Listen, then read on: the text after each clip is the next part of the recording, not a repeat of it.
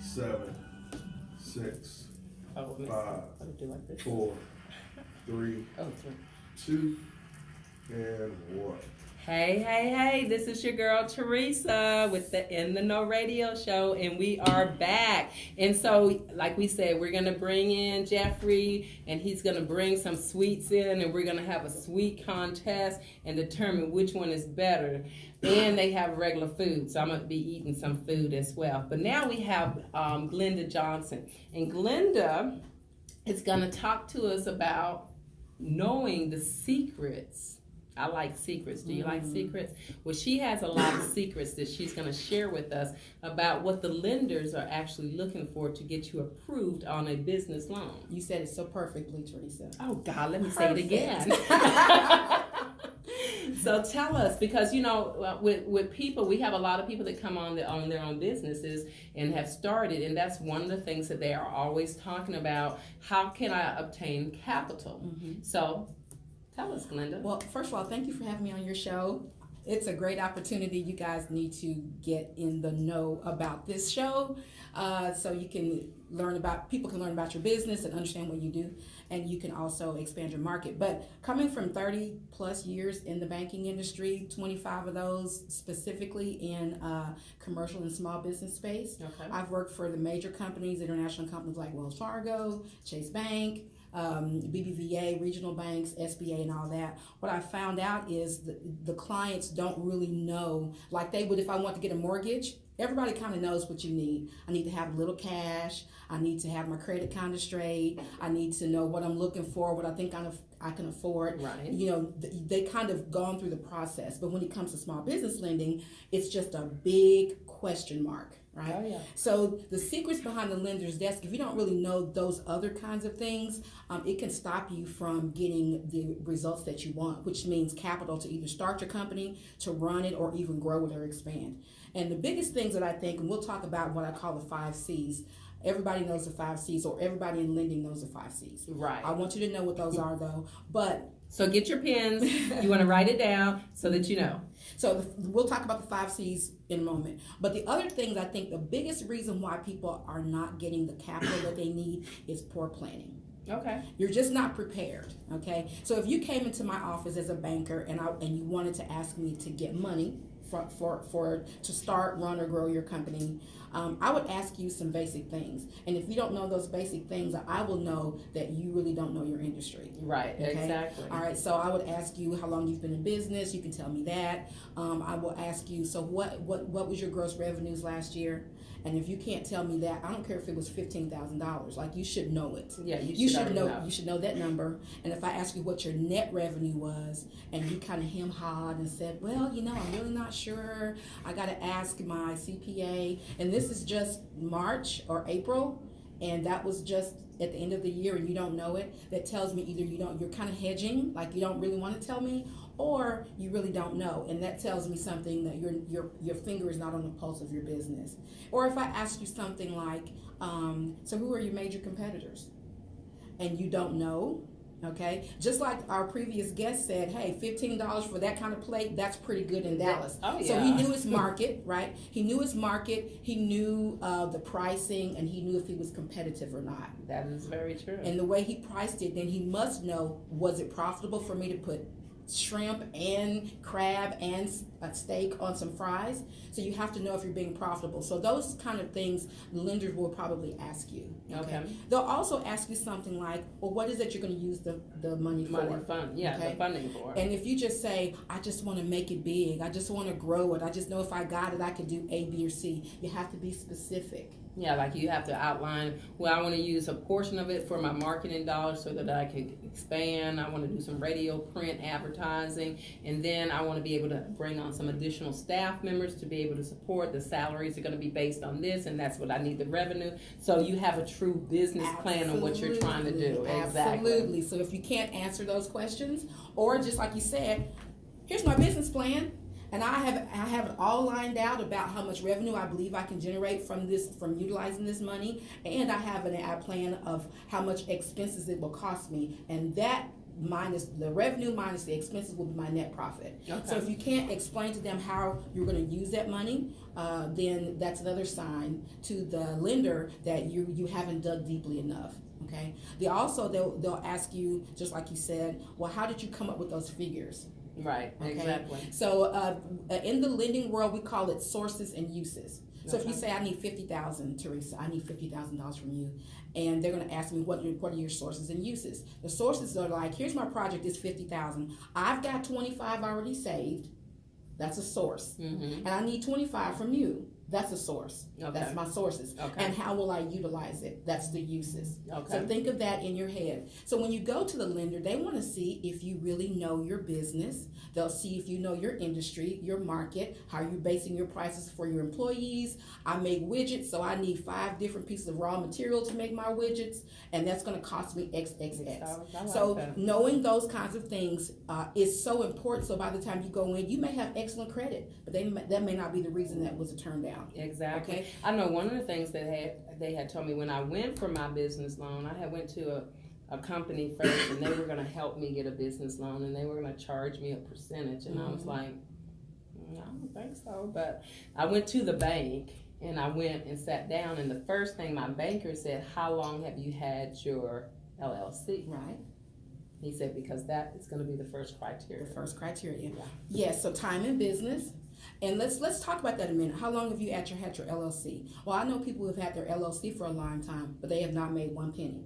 They've not generated any revenue under that LLC. So it's best to start trying to do things and make money. Try to create revenues for that to show that yes, I have the LLC, but now am I profitable? Okay. And there's 2 different things. Revenue is one thing, but are you profitable from that revenue? Okay, so if we're making money but we're never making a profit, we're still kind of in that hobby lane. It's still kind of a hobby because we haven't defined, we haven't created a strategy to say the only way you can be profitable is 2 ways. One, you generate more revenue, or you manage or cut expenses. That's the only way you can make the profit that's in between. Okay, And we want to make profit. We want to be in business to make profit, not just to be able to be in business. Mm-hmm. So other than that, you have a hobby. Right. And that's okay. If that's what you feel in your life, that's awesome. Entrepreneurs such as yourself, Mr. Green, and people, that's a really tough space to be in. I mean, you guys run the country. If you don't know that and you're an entrepreneur, you make this country go. Okay, not the big companies. You guys are the ones that hire people, you create products and you create services, you sell them, and you keep that dollar going all the way through the economy. So helping you guys get financing to make that engine go, that's what I do and that's what I love to do. So his stories is awesome. So those couple I know of things. we should have kept him here, And he we could have used him. listened. We could Yes. have used him in this role, Yeah. and he might be one of your clients to help get additional funding. Because I heard him talking Yes. about how difficult it was. You had to Very pay difficult. this, and he wasted money here, and this trial and error. But can I tell you, lenders love to see sweat equity. Okay. They want to know that you have put your shirt into the game. Yeah, You sort of put like some on skin in the Shark game. Tank. Absolutely. The first thing they say, how much money did you invest? How Yes. much money did you put in the game? Because if you won't take a risk, why would the lender take a risk? Exactly. And so actually, he's a great story. He's someone great to go and get him ready to go then pitch a loan to a lender because he's done the hard work. He's tested to see if his product is marketable, is it sellable. And just listening to everybody when he was going through his brochure, everybody's mouth was watering, Okay. So he can sell some stuff. The issue then is going to be, let's open up those books and see now, are you actually profitable? How can we actually make you profitable, even more profitable? Because the banks are going to look, that's going to roll me into what we call the 5 C's. Okay, so let's just say, hey, he's been in business a couple of years. He's out there rolling up his sleeve and working really hard. And everywhere you go, you see his name and you want to go to his shop and you want to get the what did he call it? The surf and turf? The surf and turf French fries. All right. Yes. So how do we keep him in business and also grow his business? Okay. I want to go to the SBA, the Small Business Administration. I want to go to my bank or whomever. He needs to come and see someone like me who also consults to small businesses. And I would actually open up his books and I'll see if he's actually being profitable. Yeah, there I am. It's Ascension Business Capital. That's my company, Ascension Business Capital.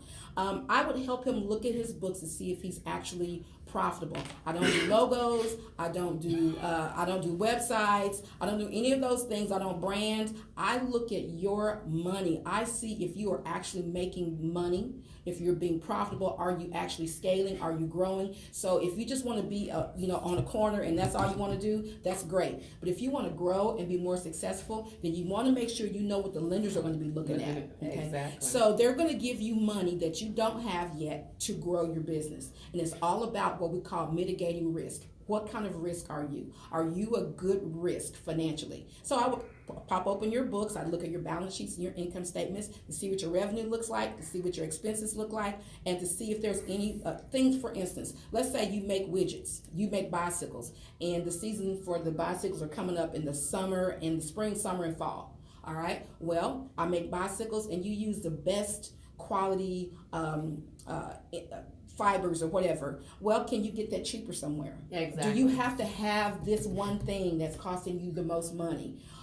Is it making you the most money? So I would look at things like how long does it take for you to break even? Maybe most business owners don't know when they're breaking even. Yeah. So what's your break-even ratio? I would run things on what we would call inventory turn time. That means, hey, I found a great price on paper clips, and I need all those paper clips, but you don't sell anything for those paper clips until the whole year. So it took you a whole year for that inventory to turn. That's not good. That's not good. That's not good. So, but That's most not good at all. business owners may not know those numbers. See? Okay. And that's what the lender is going to look at, those kinds of things. Okay, so and the lender will look at those kind of things. But to be really basic, let's look at quickly 5 C's. Okay. Credit. Yes, your credit is important. You can go ahead, if you know that in 12 months or 8 months, I'm going to need a new widget making machine, and you need to go to the bank and get the money, let's go ahead and look at your credit and be real about it. Okay, and there's ways to help you take care of your credit situation. They will also look at the collateral. Okay. Or do you have something hard that the bank can put their hands on and say, oh, if you don't pay, we'll just take that machine, we'll take that building, we'll take your inventory or whatever, or your equipment. If there's collateral. That doesn't mean you can't get a loan because you don't have collateral, but it does improve your chances. Okay. And then there are uncollateralized loans as well, and we can work on that. And then there's also what we call cash flow. Okay. So cash flow is basically also called capacity. Do you have the capacity to repay that loan? Okay. And that's why you want me to look at your financial statements to see if you're being profitable. That's true. And there's some tricks, no, not really tricks, but they're just trade rules that tells me what I can do to finesse those financial statements legally to make you profitable. Okay, to create a cash flow to add that new piece of debt to your cash. Oftentimes you go to your CPA and you say, all I want you to do is I don't want to pay taxes. And your CPA needs a gold star because they do just that. But when you go to the bank and you have all these negatives, then you don't really have any room to add debt. So that works against you when you have to do a loan. So think about that a little bit. Okay. So your capital, your collateral, your cash Credit. flow, and your credit. And then there's something called conditions. Conditions are, let's just say, if there's an industry, but the industry was doing great, but then 3 years later it starts dying, that's a condition. Okay. They may say, yeah, that was pretty good about 4 years ago, but there's no market for that anymore. That condition can make you non-lendable. Okay. Because the banks know that if I give you $100,000 to do what? To go into a market that's dying. That's dying. So be thinking about, is your product or service still viable? Is there anything in the industry based on your company that would be a negative? Yeah, and when you say that, it's strange because one of the things that happened when I went and got my loan, I had 2 businesses, my insurance agency and then my marketing company that dealt in the medical arena. And so when they looked at both, same amount of money in both accounts, they said that they wanted to select the marketing for the medical because it was on the rise. Yes. And insurance was on a decline. And so they said they're lending me on this instead of the other one. And insurance can be on a decline because it's saturated. You'll see a lot of companies gobbling up other companies. Yeah. And then little start companies coming up.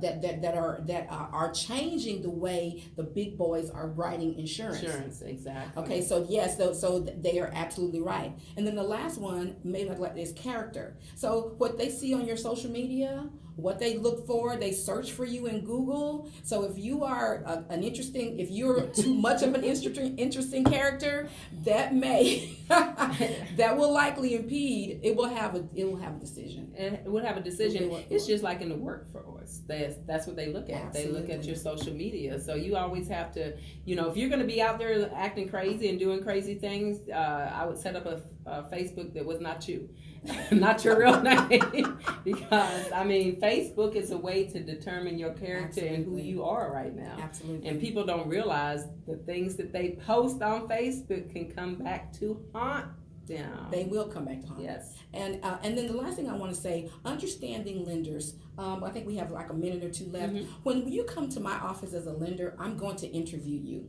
I'm not going to interrogate you, but I'm going to interview you. Guess what? You should interview me. You should say, Glenda, how long have you been doing what you do? What size companies do you work with? Do you work with companies in my industry? How successful have you been doing unsecured lines of credit or startups or SBA or whatever? Have a list of questions that's germane to your company, your industry, and ask them to tell me about the last deal you did. So you can see if your business banker is actually qualified, what kind of experience they have. That'll help you going here, pulling your credit, going there, pulling your credit. It'll help you from doing that and know if you have expertise sitting in front of your desk. And then the last thing I will say, know what kind of lender. We've got big lenders, national lenders, all that kind of stuff, but there are traditional lenders, and then there are hard money lenders, and then there's some in between. I work with all those. I have about 75 funders that I work with, and the great thing I love about it is every time I go to a bank, they have a box. Well, now I have a huge box where I can actually work with just about any industry. I have lenders all across the country. They love to do, my sweet spot is finding the lender that's tailor-made for your client, for what you do. For what we do. For any of the blemishes that you may have, I have a lender that can work with your deal. So that's my sweet spot. Okay. So, Glenda, tell them how they can contact you, your website, your information, and how they can reach you. Okay, great, Teresa. You can reach me at www.ascensionbusinesscapital.com.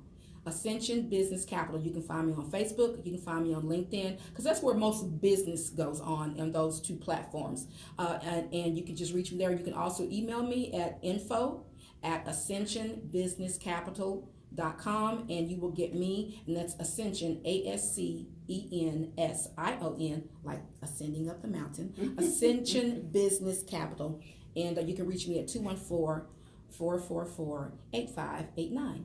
Well, I just thank you so much for coming in. So we're going to wrap up real quick on this. It's still a little bit of cloudy outside, but the sun is going to come out. So if you are in business now or thinking about going into business, you definitely want to reach out to Glenda so that she can help you. A lot of times people fail because they don't have a road map, and she has that roadmap, blueprint, whatever you need to get that type of funding and to prepare you for funding. If you've ever tried to get funding and you were turned down, a lot of people won't go back because they were turned down. But all you have to do is get your business in order for you to be able to get funding. So if you don't know how to do that, then she's going to be the perfect person again that you reach out. Now, do you charge for a consult or? I have the lending arm, and then I have the consulting arm. I do have a consulting fee. Okay. But typically what I do, I partner with the lenders, and the other thing that I provide, because I know so many sources, I have ways to mitigate your closing costs, all kinds of things. And that's why you want to work with me. All right. So this is your girl, Teresa, with the In the Know Radio Talk Show. And we just thank you for listening in and tuning in to Y99 FM. Of course, you can hear us on the app, or you can go to the website at y99fmradio.com. Thank you. Very good.